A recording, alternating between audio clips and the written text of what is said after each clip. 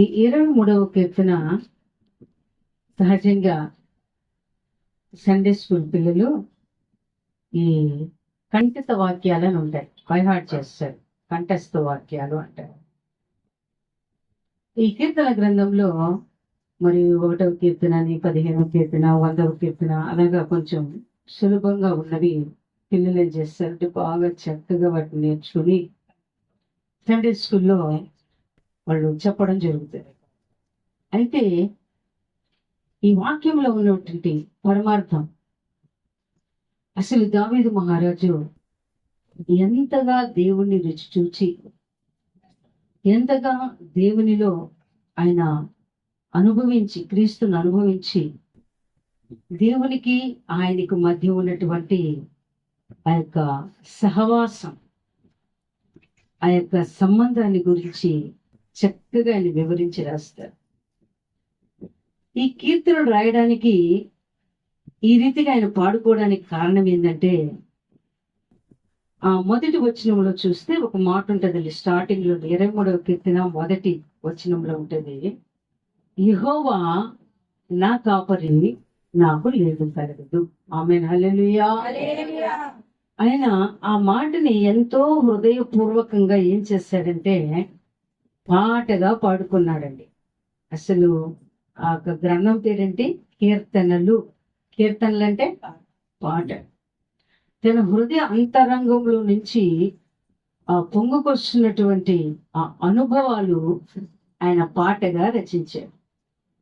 అయితే ఈ మొదటి వచనంలో ఉంటది, యెహోవా ఎవరు అంటే నా కాపరి అన్నాడండి. ధైర్యంగా చెప్తున్నాడు. ఇక్కడ ఒక్కొక్కరిని మనం అడిగితే ఏమంటారంటే, యేసయ్య నా కన్న తండ్రి అనేవాళ్ళు ఉన్నారు, యేసయ్య నా మంచి కుమ్మరి అనేవాళ్ళు ఉన్నారు. ఇంకా ఒక్కొక్కరిని అడిగితే వాళ్ళ వాళ్ళ అనుభవాన్ని బట్టి, దేవునితో వారికి ఉన్న సహవాసాన్ని బట్టి రకరకాలుగా చెప్తారు. అయితే దావీదు మహారాజు దేవునితో ఆయనకున్నటువంటి సంబంధాన్ని బట్టి ఆ 23వ కీర్తన అంతా కూడా చాలా చక్కగా వర్ణించి రాశాడు. అందులో మనం చదువుకున్నట్లుగా మొదటి వచనంలోనే ఉంటది, యెహోవా నా యొక్క కాపరి అంటాడు. మరి ఎందుకు ఈయన ఆ మాట అన్నాడంటే, చిన్న వయసులో దావీదు మహారాజు కూడా ఏ పని చేస్తూ ఉన్నాడు, మరి తండ్రి గారు ఆయనకు అప్పచెప్పిన పని ఏంటంటే గొర్రెలు మేపుకు రావడం. ప్రతిరోజు వెళ్ళి ఆ కొండ ప్రాంతంలో ఆయన గొర్రెలను మేపుకుంటూ, మరి సితారా తీసుకుని దేవుణ్ణి స్తుతిస్తూ మహిమపరుస్తూ ఎప్పుడు కూడా దేవుని ఆత్మతో నిండుకుని ఉండేవాడు. ఆమెన్, హల్లెలూయా, హల్లెలూయా. తనకు తెలుసు కాపరికి ఉండవలసిన లక్షణాలు ఏంటో ఆయనకు తెలుసు. ఒక కాపరి తన గొర్రెలను ఏ రీతిగా కాపాడుకోవాలో, ఏ రీతిగా వాటిని మేపాలో, ఏ రీతిగా వాటిని రక్షించాలో ఈయన కూడా అనుభవపూర్వకంగా అనుభవించి, మరి ప్రధాన కాపరైనటువంటి యేసుక్రీస్తును ఆయన కాపరిగా చేసుకుని మనకి మాటలు చెప్తాడు. ఎందుకంటే ఆయన అనుభవించినటువంటి అనుభవాలు, ఆయన రుచి చూసినటువంటి అనుభవాలు చాలా ఉన్నతమైనవి. కనుక ఈ 23వ కీర్తన మనం ఈరోజు ధ్యానం చేసుకుని, నిజంగా ప్రభు మనకు కాపరిగా ఉన్నాడా?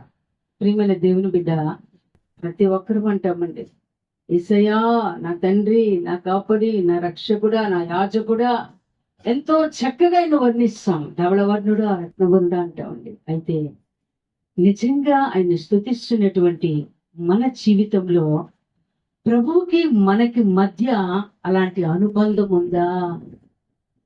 నిజంగా నీవు ఆయన్ని నా కాపరి అని నీవు హృదయపూర్వకంగా పలకగలుగుతున్నావా? ఆయన ప్రభువైన యేసుక్రీస్తు నిన్ను బట్టి సంతోషించి ఈమె నా గొర్రె అని చెప్పగలుగుతున్నాడా? ప్రియమైన దేవుని బిడ్డ, దేవుడు మనం స్తుతించడం, మహిమపరచడమే కాదు, కానీ దేవుడు కూడా మనల్ని గుర్తెరగాలండి. ఆమేన్, హల్లెలూయా. మనము ఆయన్ను గుర్తెరగాలి, ఆయన కూడా మనలను గుర్తెరగాలి. అప్పుడే ఈ ఆత్మ సంబంధమైనటువంటి ఈ అనుభవం అనేది బలంగా కొనసాగుతుందండి. ఆమెన్. హల్లెలూయా. చూద్దాము. యెహోవా నా కాపరి, నాకు లేమి కలుగదు. పచ్చిక గల చోట్లను ఆయన నన్ను వరుండజేయుచున్నాడు. శాంతికరమైన జలముల యొద్ద నన్ను నడిపించుచున్నాడు. నా ప్రాణములకు ఆయన సేద తీర్చుచున్నాడు. తన నామమును బట్టి నీతి మార్గములో నన్ను నడిపించుచున్నాడు. గాఢాంధకారపు లోయలో నేను సంచరించినను ఏ అపాయములకు భయపడెను. నీవు నాకు తోడయుందువు. నీ దుద్దుగర్రయు నీ దండమును నన్ను ఆదరించును. నా శత్రువుల ఎదుట నీవు నాకు భోజనము సిద్ధపరచుదువు. నూనెతో నా తల అంటియున్నావు. నా గిన్నె నిండి పొర్లుచున్నది. నేను బ్రతుకు దినములన్నీ కృపాక్షేమములే నా వెంట వచ్చిన. చిరకాలము యెహోవా మందిరములో నేను నివాసము చేసేదను. ఆమేన్. హల్లెలూయా. హల్లెలూయా. ఈ రాత్రి కాల వేళ ప్రియమైన దేవుని బిడ్డ, ఎంతమంది యేసుక్రీస్తు నాకు మంచి కాపరిగా ఉండాలని కోరుకుంటున్నారు? ఎంతమంది? అందరు. ఆమేన్. హల్లెలూయా. మరి మంచి కాపరిగా ఉండాలంటే మనం కూడా ఏం చేయాలి, ఏ విధంగా ఉండాలి ప్రియమైన దేవుని బిడ్డ? మరి నేర్చుకోవాలి. ఆ రీతిగా మనము నడవాలి. దేవునికి స్తోత్రం. ఆమేన్. హల్లెలూయా. యెహోవాయే నా కాపరిగా, నాకేమీ కొదువగును. మరి ప్రభువైనటువంటి యేసుక్రీస్తు ఈ రాత్రికాల వేళ తను ఏమై ఉన్నాడో, మనం ఏమై ఉండాలో ఆయన మాట్లాడేందుకు సిద్ధంగా ఉన్నాడు. మరి దావీదు మహారాజు అంటూ ఉన్నాడు, యెహోవా నా కాపరియు, నాకు లేమి కలుగదు. లేమి అంటే నాకేం కొదువా లేదు, ఏ కొరత లేదు, ఏ దిగులు నాకు లేదు. ఎందుకంటే ఆయన నా కాపరిగా ఉండి అనుక్షణము నన్ను ఆయన పోషిస్తూ, లేపుతూ, ఆయన బలపరుస్తూ, కాపాడుతూ ఉన్నాడని ఆయన మాట్లాడతాడు. అసలు కాపరికి ఉండవలసిన లక్షణాలు ఏంటి? నిజంగా యేసయ్యను మనం ఎందుకు కాపరి అంటున్నామంటే, ఆయనకు కాపరికి తగినటువంటి లక్షణాలు 100% యేసుక్రీస్తులో ఉన్నాయి. అందుకే మనం ధైర్యంగా అంటూ ఉన్నాం, యెహోవా నా కాపరి, నాకు లేమి కలుగదు. యోహాను సువార్త 10వ అధ్యాయం మరి 11వ వచనం మనం చదివినట్లయితే, ఆ 11వ వచనంలో మన అదే రీతిగా 15వ వచనం కూడా 11, 15 చదవండి. యోహాను సువార్త 10వ అధ్యాయం. యోహాను సువార్త 10వ అధ్యాయము 11వ వచనము 15వ వచనం. 11. నేను గొర్రెలకు మంచి కాపరిని, మంచి కాపరి గొర్రెల కొరకు తన ప్రాణము పెట్టును. అదే రీతిగా 15వ వచనం. గొర్రెల మంచి కాపరిని, నేను నా గొర్రెలకు మంచి కాపరిని. తండ్రి నన్ను ఎలాగ ఎరుగునో, నేను తండ్రిని ఎలాగ ఎరుగుదునో, అలాగే నేను నా గొర్రెలను ఎరుగుదును. నా గొర్రెలు ఎరుగును. మరియు గొర్రెల కొరకు నా ప్రాణము పెట్టుచున్నాను. ఈ దొడ్డికి కానీ. చాలు అంతవరకు చాలు. ఈ వాక్యంలో మనం చూస్తున్నట్లయితే, ప్రియమైన దేవుని బిడ్డ, ఒక కాపరికి ఉండవలసినటువంటి లక్షణాలన్నీ ఉంటాయి. యోహాను సువార్త 10వ అధ్యాయము ఆ 11వ వచనంలో మనం గమనిస్తే అక్కడ ఏముందంటే, నేను గొర్రెలకు మంచి కాపరిని. తర్వాత ఉంటది, మంచి కాపరంట తన గొర్రెల కొరకు తన ప్రాణమును పెట్టును. ఆమేన్. హల్లెలూయా. ప్రియమైన దేవుని బిడ్డ, ఈ లోకంలో మంచి చేసే వారి కోసం ఒకవేళ ప్రాణం పెట్టచ్చు, లేదా నేను అమితంగా ఈ వ్యక్తిని ప్రేమిస్తున్నాను, ఇతను లేకపోతే నేను బ్రతకలేనని ఒకవేళ తను ప్రేమించిన వ్యక్తి కోసం ప్రాణం పెట్టచ్చు. కానీ గొర్రెలకు మంచి కాపురైన క్రీస్తు ఈ లోకంలో ఉన్న సకల మానవాళి కోసం, ప్రతి మానవుని కోసం ఆయన ప్రాణాన్ని దారపోసాడు. తన ఆఖరి రక్తపు బొట్టు వరకు ప్రభువైన యేసుక్రీస్తు ఆయన కార్చాడు. ఎంతగా ఆయన ప్రాణం పెట్టాడంటే ఆ సిలువలో ఆయన పడరాని శ్రమలు పడ్డాడండి. ప్రేమైన దేవుని బిడ్డ, ఇందుకొరకు ప్రభు ఆ రీతిగా శ్రమ పడ్డాడు, ఎందుకొరకు తన ప్రాణాన్ని దారపోసాడు, ఎందుకొరకు తన ఆఖరి రక్తపు బొట్టు వరకు ఆయన కార్చాడంటే ప్రతి మానవాళి యొక్క పాప శాపములు, దోషములు, అపరాధములు సమస్తమును ఆయన మోసాడండి. ఆయన మీద మోపుకున్నాడు. ఈరోజు మనకు విడుదల వచ్చింది. పాపపు బానిసత్వపు కట్ల నుంచి విడుదల పొంది ఆత్మలో స్వాతంత్రము కలిగిన వారై పరలోక సంబంధమైన సంతోషమును, ఆనందాన్ని మనం అనుభవిస్తున్నామంటే సృష్టికర్త అయిన దేవునితో మనం సమాధానపడి ఈ లోకంలో మనము జీవిస్తున్నప్పటికీ పరలోక సంబంధమైన సృష్టికర్త అయిన దేవుడు మన హృదయ అంతరంగంలో నివసిస్తున్నాడంటే అందుకు కారణభూతుడు, మూలాధారుడు, ఆది సంభూతుడైనటువంటి యేసుక్రీస్తు అండి. ఆమేన్, హల్లెలూయా. అందుకని అంటూ ఉన్నాడు, నా గొర్రెల కోసము నేను ప్రాణం పెట్టినటువంటి, నా గొర్రెల కొరకు నేను ఎందుకు ప్రాణం పెట్టానో తెలుసా? నేను వాటికి నిత్య జీవమును అనుగ్రహించుట. ప్రియమైన దేవుని బిడ్డ, ఈ మైక్ సౌండ్ ద్వారా ఎంతమందికి వినిపిస్తుందో నాకు తెలియదు, కానీ ఈ యొక్క ప్రపంచము గతించే కాలము సమీపించిందండి. ఈ ప్రపంచ యావత్తు పంచ వేండ్రముల చేత, అగ్ని చేత కాల్చబడేటువంటి దినాలు ఆసన్నమైనవి. ప్రియమైన దేవుని బిడ్డ, నజరేయుడైన యేసుక్రీస్తు రెండు చేతులను చాపి నిన్ను పిలుస్తూ ఉన్నాడు.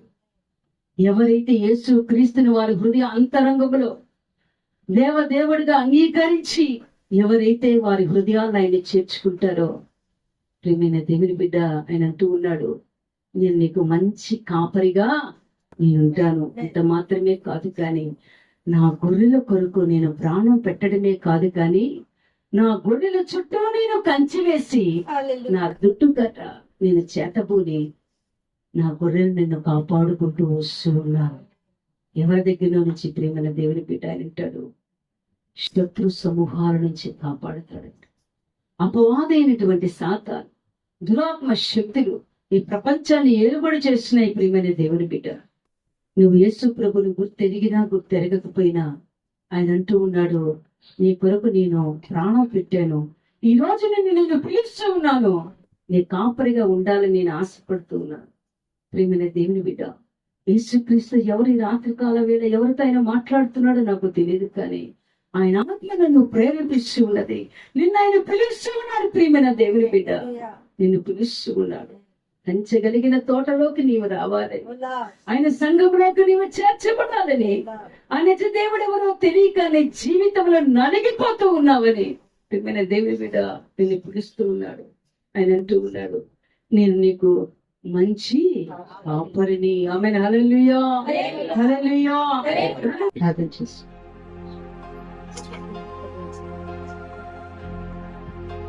పరిశుద్ధుడా నీకు స్తోత్రం, యేసయ్యా నీకు వందనాలు చెల్లిస్తున్నాం రక్షకు. అవును ప్రభువా, నీవు మమ్మల్ని కాపాడుకుంటూ వస్తున్నటువంటి మంచి కాపరినైనా ఎన్నోసార్లు ఎన్నో శోధనలు వచ్చాయి ప్రభా, ఎన్నో శ్రమలు ప్రభా, ఎన్నో పోరాటాలు అయ్యా.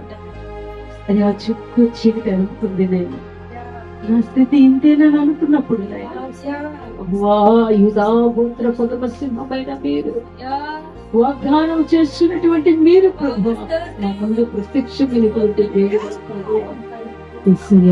వందనాలు చెల్లిస్తున్నాను. అవునయ్యా, నిజంగా మమ్మల్ని పోషించినందుకు వందనాలు అయ్యా, మమ్మల్ని కాపాడుతున్నందుకు నీకు వందనాలు అయ్యా. మా యొక్క ఆత్మని నిత్య నరకంలోనికి వెళ్ళనీయకుండా నిత్య జీవములోనికి ప్రవేశించినట్టు పుచ్చుపుచ్చిన యేసయ్యానికి వందనాలు ప్రభు. నేను మాట్లాడుతూ నా గుడిలకు సమృద్ధికరమైన జీవమునిచ్చుటకే జీవాన్ని ప్రభు. నీకు స్తోత్రాలు చెల్లిస్తున్నాను నాయన. ఇదిగో స్వామి, ప్రపంచంలో అనేక మంది అనేక రీతిగా సెక్యూరిటీ ఉంది ప్రభు. మాకు సెక్యూరిటీ మీరే యేసయ్యా. సర్వ సైన్యములకు అధిపతి యెహోవా నీవే మాకు సెక్యూరిటీ స్వామి. నీవే మా కంచె ప్రభు. నీవే మా కోట ప్రభు. నీవే మాకు ఎత్తైన దుర్గమైన దేవుడు.